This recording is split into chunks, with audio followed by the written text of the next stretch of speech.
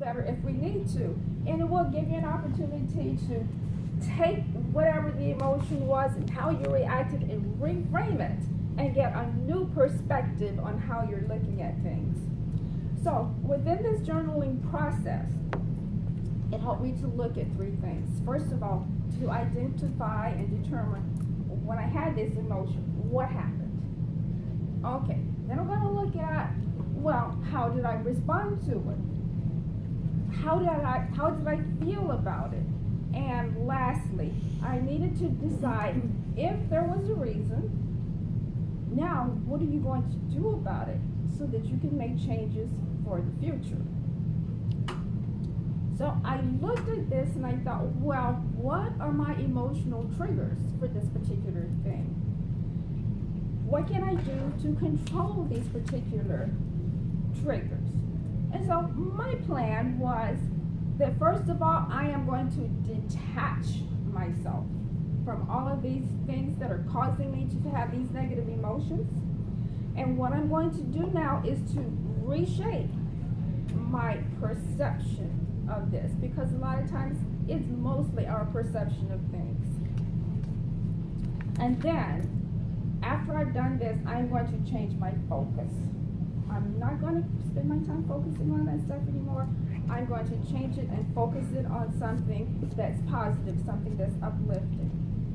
Well, when I look at myself, I can honestly say that I am emotionally very stable. I That makes one of us. am very stable. I am not prone toward a lot of irrational emotions, or I'm not prone toward constantly changing moods or any erratic behavior. That's just not me. Overall, I'm generally a very positive type person. And there are reasons for that. Because I have a good diet. I eat well. I exercise regularly. I go to church regularly. I pray regularly. I have all these things going on in my life where they're positive. I don't fight with my husband. I don't spend time worrying about all the little things and things that I can't control. And so when you do that, you're prone toward being a much more positive person when you're not spending all your time on the little things that don't make any difference. However, when I looked at my journal and I thought, well, did I have any kind of negative emotion at all?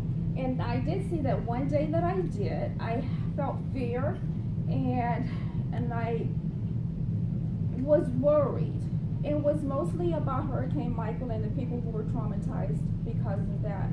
But when I looked at that particular emotion of fear, there was reason for that. So there was no reason for me to sit down and start re-examining myself and what I need to do, because it was a normal response to that.